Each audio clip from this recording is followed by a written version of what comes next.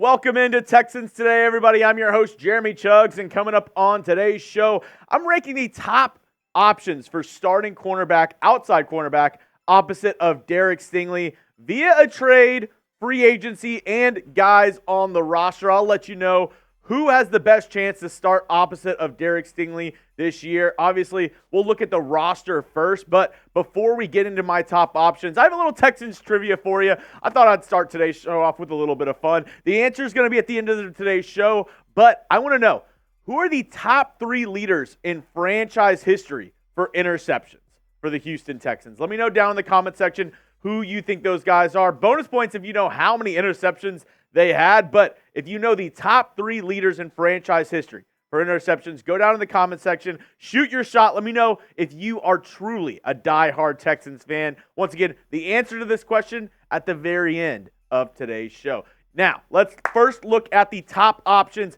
on the Texans roster. They made a couple signings. One of them, C.J. Henderson. He's number 3 on my list of top options to start opposite of Derek Stingley. And once again, this is for the outside corner, not in the slot position. This is outside. So C.J. Henderson comes in at number 3. Obviously, has the high pedigree being a top draft pick, but last year with the Panthers, really did not materialize into anything on the field. Piss poor grades from PFF from C.J. Henderson, but he has a base level skill of being, a round 1 pick, a top 10 pick prior in the NFL draft. So he has that pedigree. He has some untapped potential. Can DeMeco Ryans and this coaching staff get it out of him? Same goes with number 2. That's going to be Jeff Okudah. I have him slightly higher ranked than C.J. Henderson because I think he has a little bit of a better chance to bounce back and be, a starting corner in this league once again. Last year with the Falcons, a up and down year. Looked pretty good in some instances, and some instances did not look good at all. Ended up getting benched, then emerged into the starting lineup towards the end of the season last year for Atlanta. His PFF grades on the screen, not anything to write home to mama about. Jeff Okudah, number 2 on my list of options on the Texans roster. And number 1, for good reason. The Texans selected him with their first selection in this year's draft. That is Kamari Lassiter out of Georgia. Now, the jury's still out on whether or not Lassiter is going to start on the outside or he's going to start his career in the slot in the nickel. But, not allowing a single touchdown at Georgia this past season in 2023. You see his coverage stats. The only thing is he's not really a ball hawk, doesn't have great ball skills, not a lot of interceptions while at the University of Georgia, but also not allowing a lot of yards or completions either. Only 15 completions for 136 yards last season. And we look at his career work at Georgia, decent player.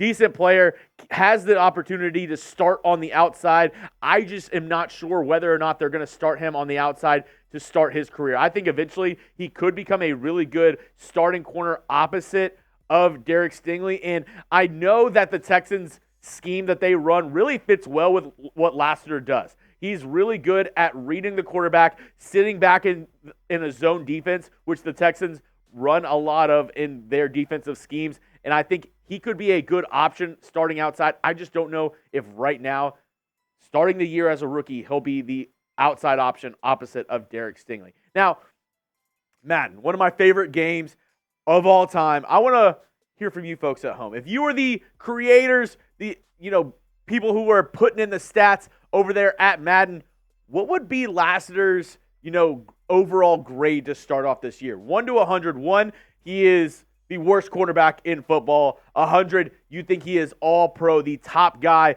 in the NFL. Let me know on a Madden scale, how good do you think Lassiter will be this year? 1 to 100. You get an ad break here on YouTube, perfect timing. Just go down and give me your answer. After this ad break, I'll tell you what my answer is. I'll say he's a solid 78 his rookie season. Madden really kind of throttles the rookies down, kind of brings them to earth. I don't see a lot of rookies hitting in those 80 overalls, but I think he's still really good. I'll give him a 78, even though I think on Madden they'll probably give him more of a 73, 74 to start off with. But I'll say for his rookie season, give me a 78. Now, let's look at some trade targets for the Houston Texans. We talked about Marshon Lattimore just a couple days ago. Let's talk about some other guys as well. First up, Tre Brown from the Seattle Seahawks. They have a little bit of a surplus at corner, and Tre Brown could be a guy that the Texans target and look at if they want to find another option to start opposite of Derek Stingley. Last season for the Seahawks, he played in 15 games, an overall PFF grade of 62.8, a run defense grade of 64.0, and a coverage grade of 64.1. The Seahawks, they have, drafted steadily a lot of corners the past couple of years. Tariq Woolen, Kobe Bryant, just to name a few.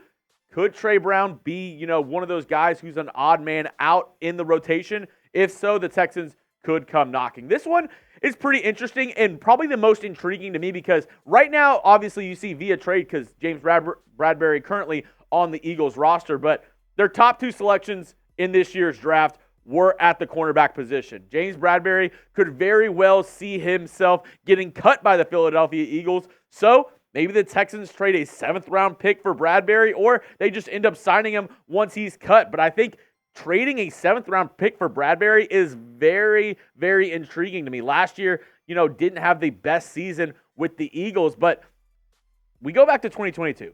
We go back to 2021. He was incredible up until, the playoffs in 2022, whenever he had that holding call against the Chiefs in the Super Bowl. He was really good. 2021, really good. 2020, really good. He had a down year in 2023, but I would be willing to bet on a guy like James Bradberry, trade a 7th-round pick for somebody like him and get his services. He's a good player, a good veteran presence in the locker room. I think the fit there really matches.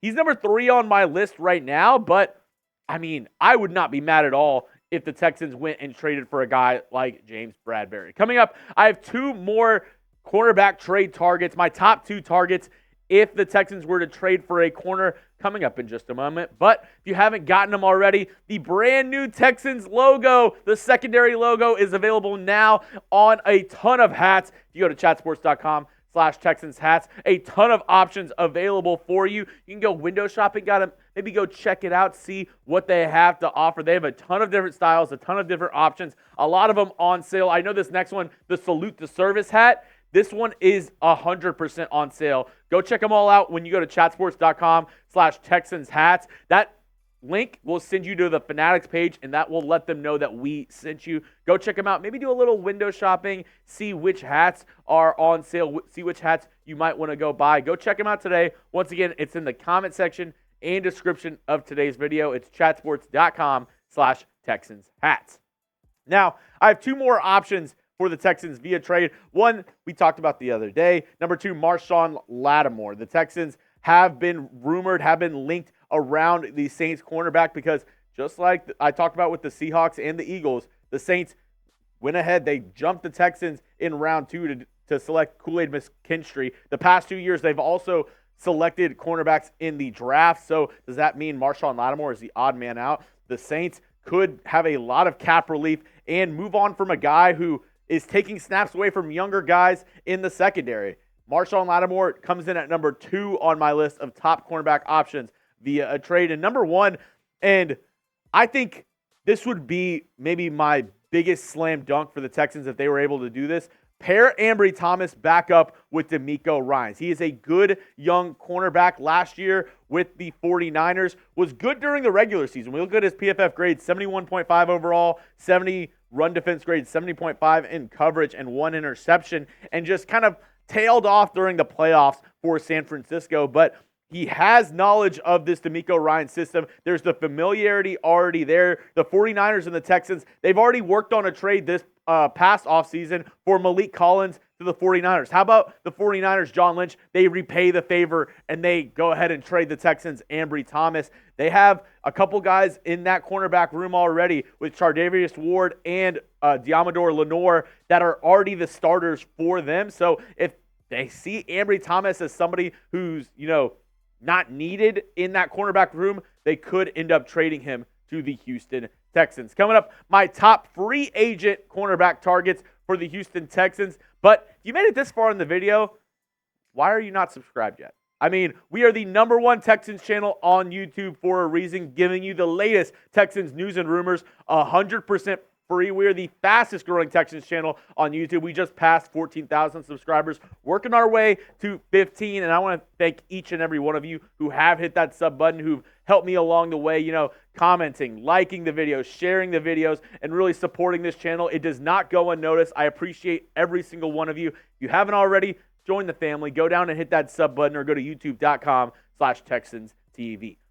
Now, for this last little bin, I'm not going to spend a lot of time on it because we've talked in nauseum about the free agent cornerbacks that the Texans could get. And if you've watched this channel, if you are subscribed, you know exactly what my list looks like. Number 3, Steven Nelson, possibly re-signing the former Houston Texan who played with him for the past 2 seasons. That comes in at number 3. Then I go to Stephon Gilmore at number 2. Played really well for the Dallas Cowboys last year as their cornerback 1 after Trayvon Diggs went down with injury. Still has a lot left in the tank. I would sign him to a 1-2 year deal as he's still ring chasing a little bit. And number 1 is Xavier Howard, another really good option. Born and raised in Houston, Texas, has said many a times that he wants to play for the Houston Texans, and I really wonder if he ends up signing with this team. Obviously, if any of these guys sign, if there's any trade that happens with the Houston Texans, I'll break it down here on the channel. Another reason why you got to hit that subscribe button. Now,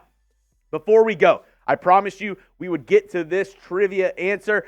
I asked you, who are the top 3 interception leaders in Texans franchise history? Last chance to put it in if you haven't already, because here we go. Here are the answers. If you answered Jonathan Joseph, Kareem Jackson, and Dante Robinson, then you are correct. Jonathan Joseph leads the team all-time in the franchise all-time in interceptions with 17. Kareem Jackson with 16, and Dante Robinson 13. If you got it right, give me some H's down in the comment section so I know that you are a real one. You are a huge Texans fan, a diehard, and I want to show you some love for getting our trivia answer correct.